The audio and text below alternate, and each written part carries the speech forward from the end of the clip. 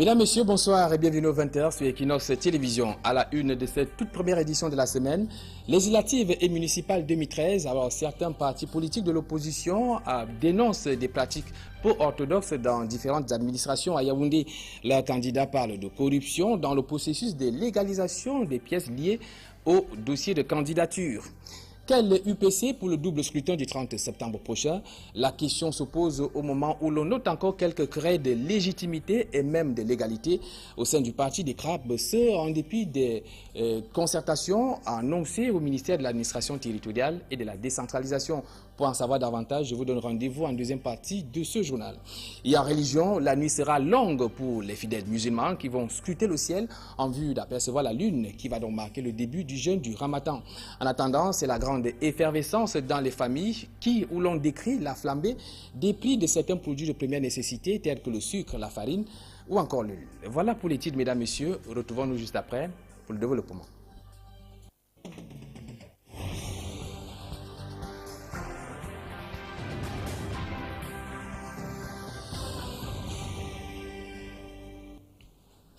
Une fois de plus, bonsoir et soyez les bienvenus.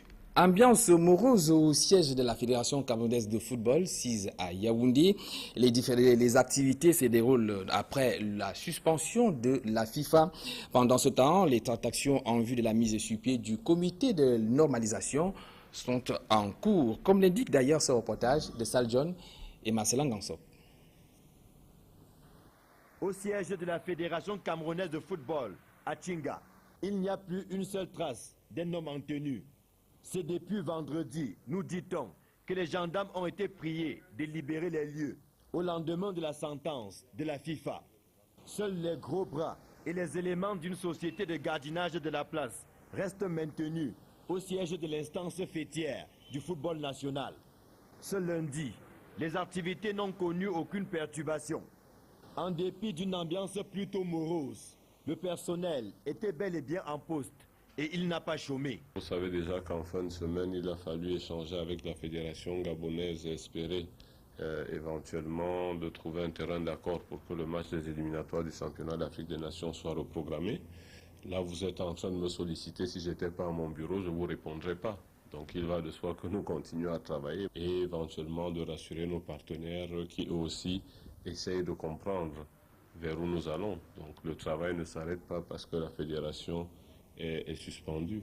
Les tractations vont bon train dans la perspective de la mise sur pied du comité de normalisation exigé par la FIFA. Selon nos sources, l'instance fêtière du football mondial et la Confédération africaine de football ont déjà désigné leurs représentants au sein de ce comité. D'autres acteurs du football et même de la société civile ont également été approchés dans l'optique d'apporter leur expertise. Mais le mystère plane encore sur leur identité. Côté gouvernemental, les réunions se multiplient depuis jeudi, jour de la suspension de la FECAFOOT. Les résolutions n'ont pas été dévoilées jusqu'ici, mais ce dont on est sûr, c'est qu'il est question de mettre les bouchées doubles afin que la suspension soit levée le plus tôt possible. En tout cas, avant la date de la prochaine sortie de Coton Sport de Garoua sur la scène continentale. Le peuple camerounais attend, la fédération aussi. Ce n'est pas la fin du monde, ici à la Fédération camerounaise de football. Les activités ont repris ce lundi leur cours normal, même si une oreille attentive est du côté des autorités, en espérant très bientôt une sortie de crise. Ici le siège de la FECAFOOT à Tchinga, Saljon, Marcelin Gansop, Equinox Télévision. Merci Marcelin Gansop et vivement que cette commission de normalisation soit mise sur pied afin que la suspension de la FIFA soit levée. Nous restons à Yaoundé pour parler des législatives et municipales 2013 avec certains partis politiques de l'opposition qui dénoncent la corruption qui, disait-il, s'est installée dans les différentes administrations en charge de légaliser les pièces des dossiers de candidature des candidats pour le scrutin du double scrutin du 30 septembre prochain. Plus de précisions avec Yannick Bazoua. C'est la grande fièvre au sein des états-majors des partis politiques depuis la convocation du corps électoral par le président de la République. Que ce soit au Social Democratic Front, à l'Union démocratique du Cameroun ou à l'Union nationale pour la démocratie et le progrès, L'heure est à la composition des dossiers, aux primaires pour certains et aux investitures pour d'autres. Depuis la convocation du corps électoral, nous avons pratiquement réunion tous les soirs. Parce que tous les circonscriptions électorales, de temps en temps, se rapprochent ici pour l'ambiance de la pose des listes électorales. Nous avons constitué ce qu'on appelle l'état-major du parti. C'est le siège national de l'UDC. Et nous sommes en train de dispatcher les fiches de candidature à tous les membres qui ont été investis. Pour l'instant, c'est la constitution des dossiers. Parce qu'il y a un an, nous attendions à affronter ces mêmes élections, c'est-à-dire ces élections municipales et législatives. Donc un an plus tard, nous sommes prêts et n'attendons plus que le jour J. Malheureusement, ces partis politiques dénoncent le chantage dont ils font objet de la part des autorités administratives chargées de légaliser leurs pièces. Le certificat d'imposition qu'on nous demande de monnayer et à un prix exorbitant, c'est à la tête du client. Tantôt on vous demande de payer 20 000 francs pour cette pièce ici. Ailleurs, c'est 30 000 francs. Le bulletin bureau 3 et le casier judiciaire, il y en a certains paquets qui demandent au président de donner 2500. Pendant que ces partis politiques crient la galère, au Rassemblement démocratique du peuple camerounais, l'heure est aux investitures. Et c'est dans ce cadre qu'une réunion de lancement des opérations de sélection des candidats sur le terrain s'est déroulée ce lundi 5 juillet 2013 au siège du parti. Pour rester collé à cette actualité, notons que dans la ville de Douala, l'heure est au retrait des fiches d'inscription, aussi bien pour les candidats aux législatives et municipales. Mais il faut noter également que ce n'est pas encore la grande effervescence en ce qui concerne le dépôt des dossiers de candidature dans les différents démembrements territoriaux d'Elections Cameroun. C'est du moins le constat fait dans ce reportage de Mitterrand Dam et Jean-Paul Chumiat. Dans les différents démembrements territoriaux d'Elections Cameroun, les candidats au double scrutin du 30 septembre retirent déjà leur attestation d'inscription sur les listes électorales, une pièce utile pour les primaires ou toute investiture dans le parti. Je suis venu avec mon dossier rempli et je suis servi et je repars là avec mon attestation. Jusqu'ici, aucun dossier de candidature n'est encore enregistré à l'antenne communale d'Elecam de Douala 2e. Nous avons déjà un registre ouvert à cet effet. Nous attendons que les candidatures soient déposées. Si les candidats aux municipales déposent leur dossier dans les antennes communales, les postulants aux législatives se font enregistrer dans les agences départementales d'Elecam. Une fois l'ensemble des dossiers vérifiés, ils sont acheminés à la délégation régionale pour traitement et transmission à la direction générale d'Elecam à Yaoundé.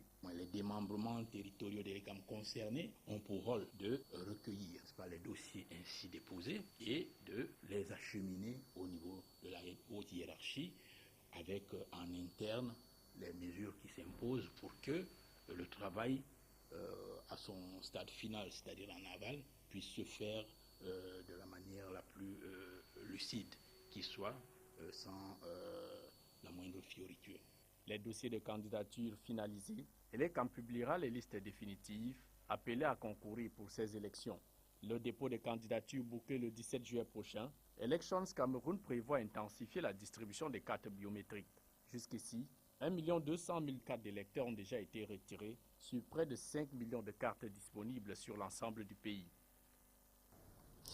En religion, il faut noter, comme nous l'avons annoncé à l'entame de ce journal, que les fidèles musulmans scrutent le ciel en vue d'apercevoir la lune qui devrait donc marquer, on le suppose demain, le début du jeûne du Ramadan, ce jusqu'au 8 août prochain.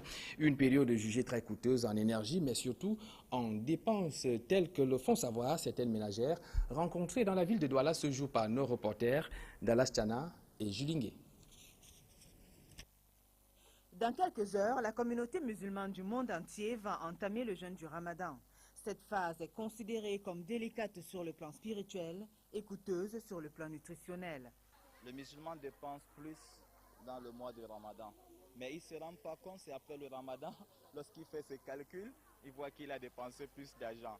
Pourquoi? Parce que le soir, les gens sont embrouillés, aller payer ceci, cela, aller payer cela, et après même, dans la soirée, on n'arrive pas à tout manger. Pour d'autres, la cherté des prix des denrées alimentaires pourrait être un obstacle à l'observation du jeûne. Non, c'est le temps qui est difficile. Ce n'est pas seulement le ramadan qui a mené que ça soit difficile. C'est le temps maintenant qui est dur. Tout est cher maintenant. Je peux vous dire, avant, je dépensais même 5 000 comme ça pour la nourriture. Maintenant, comme on est nombreux, même moi, je dépense plus de 10 000 à manger. Pour cette période, les musulmans consomment essentiellement les repas à base de céréales. Parce que chaque soir, dans le coutume, dans le ramadan, la première des choses d'abord, c'est la bouillie qui est importante. Parce que le fidèle, il a perdu beaucoup d'équilibre dans la journée. Il a besoin de prendre de la bouillie, par exemple comme la bouillie arachide. Pendant le carême, on mange, on boit. On fait plus, on dépense plus que les jours simples. Parce que n'importe quoi que tu bois, tu as envie de manger, tu paies pour garder le soir. Après, tu le consommes. À côté de cela, le Saint-Coran recommande la pratique de la charité, un des 5 piliers de l'islam. Et c'est un mois qu'on demande toujours à Dieu, les pauvres qui n'ont pas. C'est un mois où Dieu nous a demandé d'aider les pauvres. C'est un mois que Dieu nous a demandé, celui qui n'a pas à manger, il faut lui donner. Cette phase préparatoire à la fête du Ramadan va durer 30 jours. Toujours en religion, Hajj 2013, 3500 pèlerins camerounais attendus cette année à la Mecque. Ils ont ainsi jusqu'au 16 juillet pour remplir toutes les conditions éligibles à la participation à ce grand rendez-vous du monde musulman. Des séminaires de sensibilisation se déroulent en ce moment même sur l'ensemble du territoire national. Celui de Yaoundé a porté sur le quota de participation ainsi que la conduite à tenir une fois dans la ville sainte. Alors, pour être plus fixé sur Hajj 2013, je propose la réaction du docteur Boubakari Oumarou. Il est conseiller technique numéro 1 au ministère de l'Administration territoriale et de la décentralisation. Du fait des travaux d'agrandissement de la Kaaba, le quota des pèlerins camerounais admis au lieu saint de l'islam est de 3500. Les inscriptions sont ouvertes auprès du guichet unique depuis le 18 juin 2013. Et s'arrêteront le 16 août 2013. Toutefois, le quota étant de 3500, si ce nombre est atteint avant le 16 août, le guichet unique se fermera automatiquement. Intéressons-nous à présent au quotidien des populations de Douala, plus précisément aux usagers qui empruntent le carrefour tunnel Ndokouti, qui souffre donc le matin depuis plusieurs jours et pour cause, la circulation est paralysée sur cet acte suite aux travaux de réhabilitation engagés sur la chaussée. Là-bas, l'on dit que la marche à pied est la pratique la plus usuelle, telle que l'ont fait savoir Jean Jonipek et Flor Tamko Bensi, qui étaient au carrefour Ndokouti. Carrefour Ndokouti Tunnel à Douala. La marche est désormais obligatoire pour tous, même pour des personnes qui ont de lourdes charges à transporter. Depuis plusieurs jours, ce carrefour est fermé de 4 côtés pour des raisons de réhabilitation de la route. Sur le site, les engins s'affairent à la tâche. Les piétons, quant à eux, doivent se frayer un chemin entre d'énormes tas de terre et matériaux de construction. Je suis obligé parce que la route ne passe pas. C'est pénible, on va seulement se porter. J'ai des marchandises que je devrais aller livrer dans une boutique ici à côté. Il faut garer là-bas, chercher le pouce.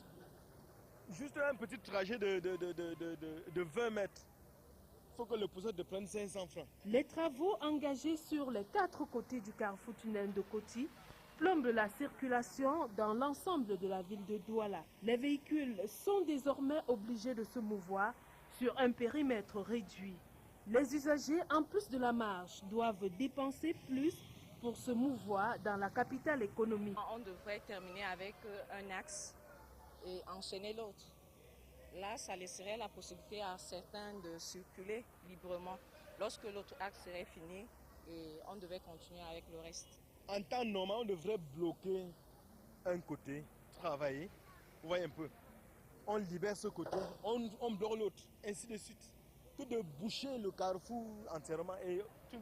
Mais l'entreprise en charge de ces travaux dit avoir choisi d'embrasser tout le carrefour au même moment pour des raisons techniques et de délai.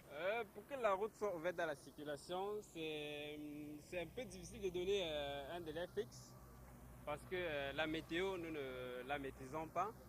Mais comme je l'ai dit, d'ici une semaine, je crois qu'on aura terminé avec les travaux d'assainissement, avec les ouvrages d'assainissement.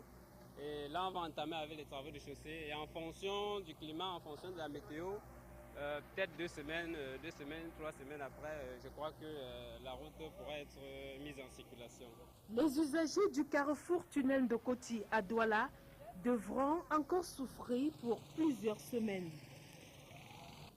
Toujours à Douala, on parle cette fois-ci des populations de Bonabéry dans l'arrondissement de Douala 4e qui veulent éviter les inondations souvent fréquentes en cette période de grandes averses à Douala.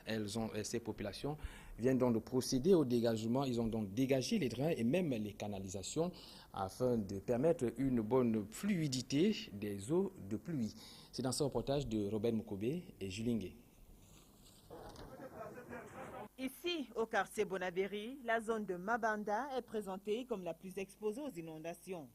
Tas d'ordures et immondices jonchent les drains, empêchant une bonne circulation des eaux. Quand il pleut, parce que ce drain est bloqué, toutes les sources d'inondation que nous avons émanent de ces déchets qui non seulement n'étaient pas enlevés, mais qui empêchaient l'eau de circuler.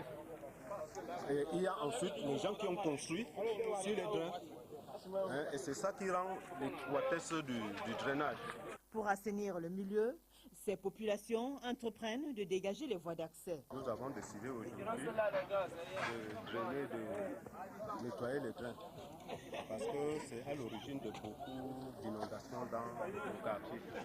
Munis de divers outils de travail manuel, les habitants de Mabanda nettoient ponts et rigolent, espérant ainsi limiter les dégâts des inondations et barrer la voie aux maladies.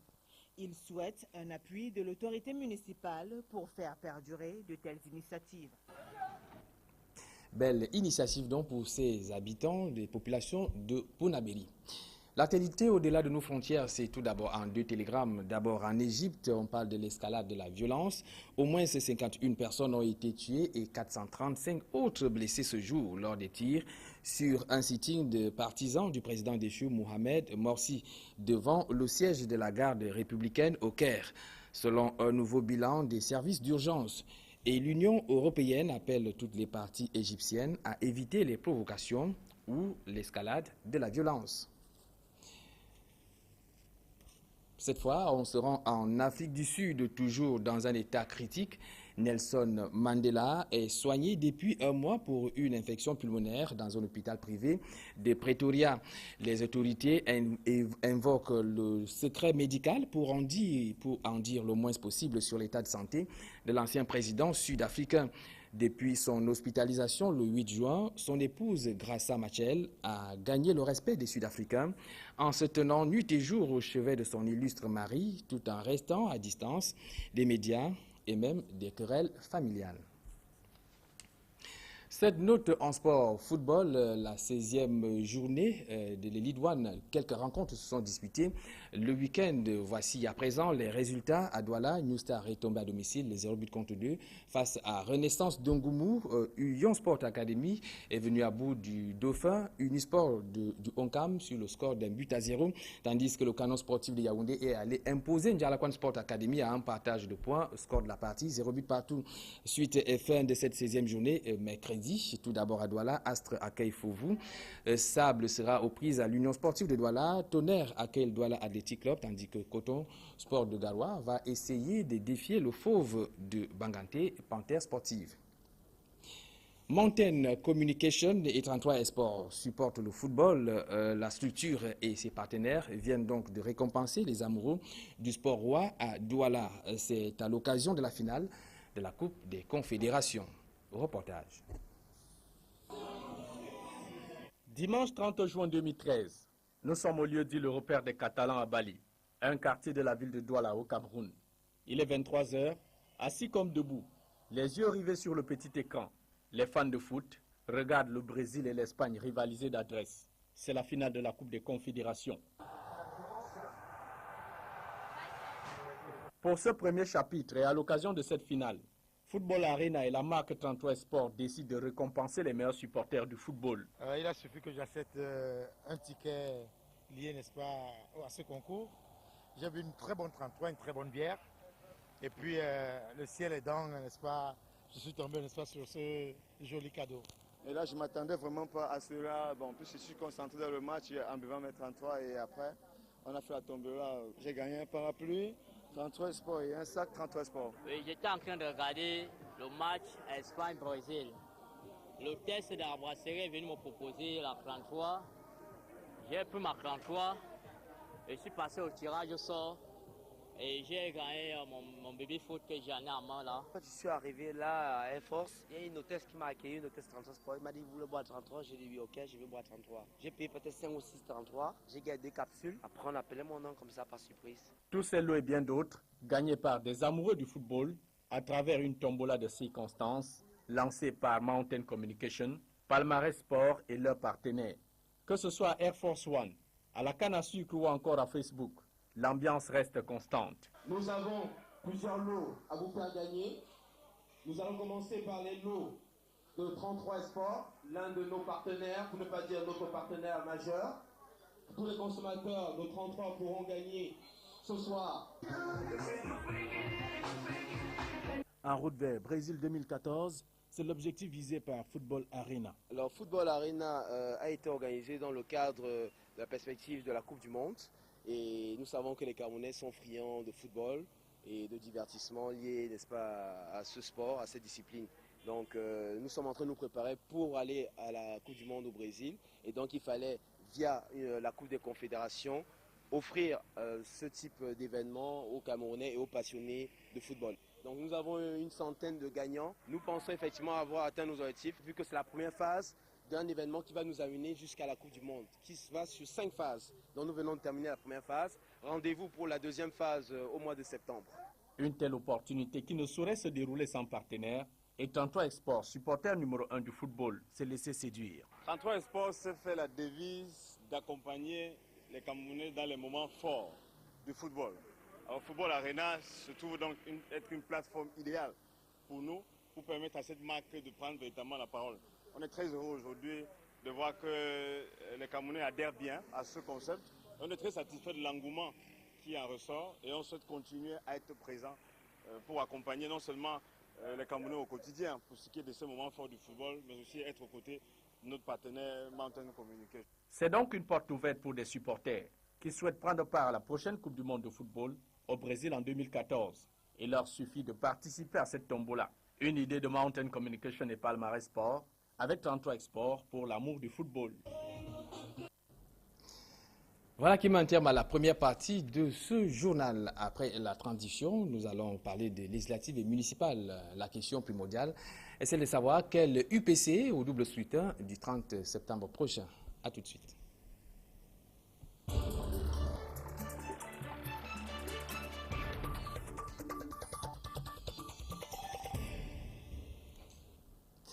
Avec moi sur ce plateau, 2 membres de l'Union des populations du Cameroun, je l'espère. D'abord à ma droite, Serge Simon Osso, bonsoir. Bonsoir. Vous voulez de quel UPC? Non, moi je suis de l'UPC, l'unique, éternel, âme immortelle et unie à jamais. Alors celle qui a pris part aux concertations il y a quelques jours au ministère de l'administration territoriale et la décentralisation. Non, je préfère vous corriger tout de suite l'approche parce que nous n'avons pas pris part aux concertations. Nous avons mené une concertation qui a connu son couronnement dans une initiative des autorités de notre pays. Il faut qu'on se le dise, nous sommes dans un pays qui a des lois. Et nous, à l'Union des populations du Cameroun, nous sommes républicains depuis la création. Pour ceux qui ont suivi la naissance et, n'est-ce pas, l'épanouissement de l'Union des populations du Cameroun dans l'échiquier politique nationale depuis 1948. Alors nous allons revenir plus en profondeur puisque vous n'êtes pas seul à partager ce plateau. À ma gauche, c'est Hilaire Ham Ekwe, j'espère que j'ai bien prononcé. Très bien prononcé. Bonsoir. Bonsoir, Étienne. Vous réclamez de l'UPC des fidèles? Non, je crois qu'il faut faire la précision. Il y a 2 partis politiques au Cameroun qui portent le même nom. Et ces 2 partis politiques fonctionnent conformément à la loi. Alors, le parti au nom duquel je parle s'appelle Union des populations du Cameroun, créé le 10 avril 1948. Il y a, en 1991, le 12 février, un autre parti politique qui a été créé et qui porte le même nom. Alors, est-ce que c'est ça qui explique votre absence à la concertation, à la réunion qui a donc eu lieu, qui a même cours au ministère de l'administration territoriale? Non, en fait... On parle de la réconciliation entre toutes les tendances. Je crois que ça, on devait poser la question, se poser la question. Pourquoi est-ce que le ministre de l'administration territoriale peut s'immiscer après avoir dit que l'administration ne doit pas s'immiscer dans les affaires internes des partis politiques? Cela veut dire tout simplement que le maître appelle les élèves et dit fin de la récréation et tout le monde se met au pas. C'est notre lecture à nous. Donc ce parti-là qui a été créé par l'administration territoriale en 91, en violation de la loi de 90 sur les partis politiques, parce que cette loi disait que les partis doivent se constituer et faire une demande à l'administration territoriale. Cette loi-là, en son article 21, disait que les partis qui ont déjà leur existence légale ne sont pas soumis à déposer un dossier. Et l'UPC, créé le 10 avril 48, dissoute en 55, réhabilité le 20 février 1960, n'avait plus à déposer un dossier. C'est au nom de ce parti-là que moi je parle. Alors on comprend le parti qui est créé en 91, qui s'appelle Union des populations du Cameroun, n'a rien à voir. D'ailleurs, ils ont même déposé une protection à l'OAPI comme sous une marque commerciale. Voilà, on retient que vous n'avez pas pris part ça n'a rien à voir, ce n'est pas le même... Parce que vous ne vous reconnaissez pas dans ce JPC. Alors, tout à fait. Cela remet quand même en cause le préalable posé par le ministre René Emmanuel Sadi, qui parlait de la réconciliation effective de toutes les UPC. Non, il n'y a aucun problème, à mon avis, sur l'existence légale de l'UPC. Il y a des diversions, mais en tant que parti politique, ce qui nous intéresse, c'est ce que nous allons faire du Cameroun demain. L'UPC, c'est incontestable, c'est un patrimoine national et international. C'est-à-dire qu'aujourd'hui, on ne peut pas parler de l'émancipation des peuples d'Afrique noire sans parler de l'UPC. Évidemment, quand vous avez une telle richesse, quand vous avez produit une telle richesse, il est naturel que des usurpateurs se lèvent à gauche et à droite. Nous sommes très contents que beaucoup de gens s'intéressent à notre parti. Seulement, nous leur disons, nous sommes dans un pays de loi. Alors, qu'on ait un parti qui est né en 1948, qui a été dissous, réhabilité et dissous dans un ensemble qu'on appelait le Parti unifié, c'est une autre. Après que les gens veuillent suivre des démarches, mais cela ne veut pas dire qu'il y a deux UPC au Cameroun. Alors, est-ce qu'il n'y a pas eu l'approche où vous ne vous êtes pas rapproché, puisque forcément, sur ce plateau, vous m'apprenez qu'il existe deux UPC, l'UPC de 48 et l'autre de 91. Pourquoi est-ce qu'il n'y a pas eu des rapprochements pour qu'on puisse véritablement assister à une UPC? Vous avez été approché, vous, du côté des fidèles? En fait, ce qu'on appelle le souci de rassemblement des UPC, qui est différent de l'unité des UPC. Parce que nous sommes contre l'unité des UPC. Nous sommes pour le rassemblement des UPC. Il y a la différence entre le rassemblement... La différence, c'est que le rassemblement des UPC, cela veut dire qu'il y a des UPC parce que nous avons connu l'exil, nous avons connu le maquis, nous avons connu un certain nombre de choses qui a dispersé les camarades. Et ces camarades-là, on les met ensemble. Mais entre-temps, l'administration a créé des UPC. Alors, le rassemblement, l'unité des UPC, c'est l'unité de l'UPC avec ces renégats qui n'ont rien à voir avec l'UPC. D'ailleurs, ce qu'ils ont fait montre très bien. Le code de travail de 92 qui livre le travailleur au capitaliste. Et point lié, malheureusement, c'est un ministre de l'UPC.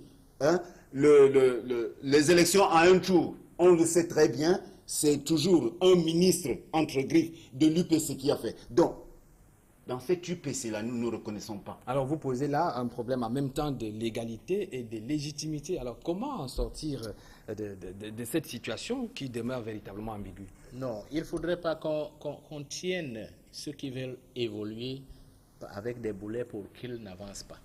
L'Union des populations du Cameroun est un parti de développement. Alors qu'il ait évoqué certains éléments, d'ailleurs de manière plus ou moins fallacieuse à mon avis, parce que quand vous êtes dans un gouvernement, et la décision n'est pas ministérielle. Ce que je voudrais dire, c'est que pour ce qui est de la loi et de l'historicité, si vous êtes militant de l'Union des populations, pour parler en clair, vous avez un village, vous savez qu'il y a des associations de développement dans votre village, Vous savez que naturellement, vous faites membre de ces associations, mais vous ne pouvez pas vous permettre de venir revendiquer la paternité ou la gestion de ces associations si vous n'avez pas rempli un certain nombre de conditions qui font l'adhésion et le militantisme. C'est pareil. Tout le monde peut se réclamer de l'UPC. Au Cameroun, d'ailleurs, on le voit, quelqu'un vous dira même que, on vous dit souvent que le président de la République lui-même est de l'UPC. C'est parce que certains Camerounais se sont battus pour que nous ayons cette liberté. D'autres sont en train de se battre pour que nous ayons ce que nous appelons le bien-être. Parce que le bien-être, ce n'est pas évident comme programme de développement, c'est-à-dire l'objectif ultime du peuple, de l'Union des populations du Cameroun. Cependant, il est normal, comme quand vous avez beaucoup travaillé et laissé un important héritage, qu'il y ait des querelles.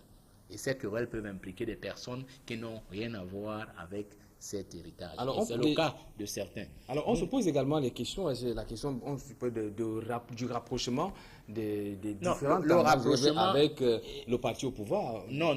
Écoutez, il ne faut pas que justement la lecture, qui est souvent légère, les gens s'intéressent à l'écume et non pas à la profondeur de la mer, à l'écume des vagues. Le rapprochement en politique, il y a une évolution contextuelle. On ne peut pas être de nature opposée. L'opposition en politique n'est pas systémique, elle est systématique. C'est-à-dire qu'on désengrage quelque chose. Ça ne veut pas dire qu'on est lié. À un moment donné, on peut changer. Il faut revenir à la nature même de l'UPC. Parce que vouloir rattacher tout ce que l'UPC a fait à des individus nous éloigne de l'objectif qui est le peuple camerounais. Le rapprochement était contextuel et avait été clairement expliqué et a produit ce qu'il a pu produire. Et on a vu l'évolution après. Nous n'avons pas toujours été au gouvernement. Nous n'avons pas toujours gagné les élections. Mais c'est une bataille permanente. Un parti politique, il faudrait peut-être qu'on enseigne encore plus à ceux qui se disent être militants.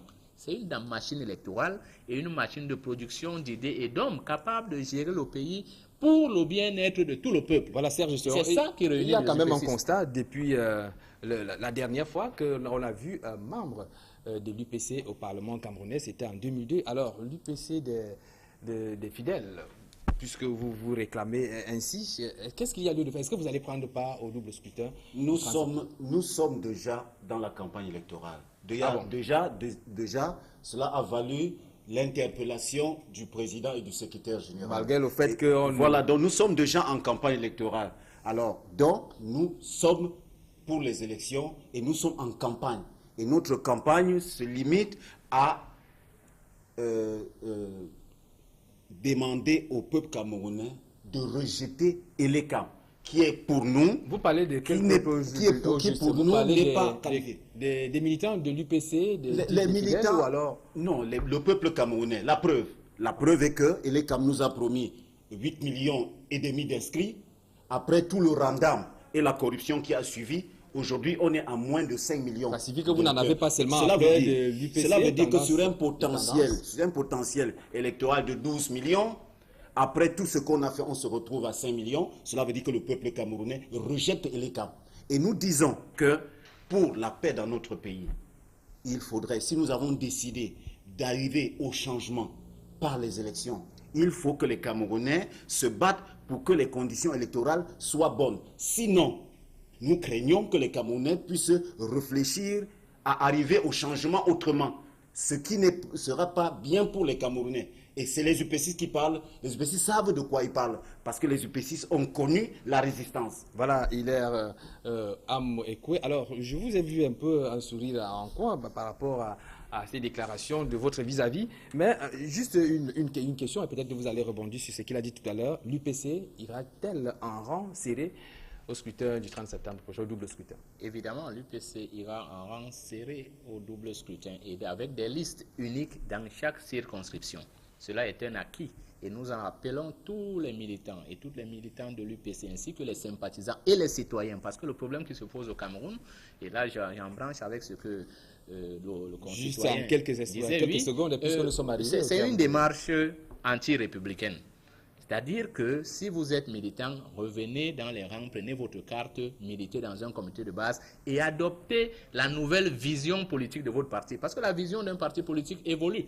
Et l'UPC a deux démarches à proposer. Votre parti n'est pas le Il faut d'abord adopter une démarche je crois citoyenne. que c'est sur, Et l'UPC propose une démarche citoyenne. C'est sur cette main tendue, on va le retenir, à l'endroit de l'UPC des fidèles, malheureusement.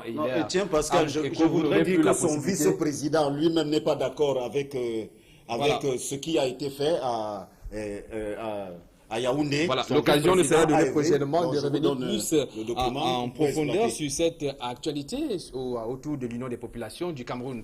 Hilaire Ekwe, merci d'avoir répondu à cette invitation. Serge Simon, j'espère également que vous allez vous retrouver en fin de compte pour qu'on ait enfin droit à une UPC unifiée. Mesdames, Messieurs, c'est ici que nous mettons un terme à cette édition d'information. Juste après le journal, retrouvez l'émission 100% foot avec tout le service des sports d'Equinox Télévision. Toute l'équipe de production de ce journal vous remercie tout en vous donnant rendez-vous demain à la même heure.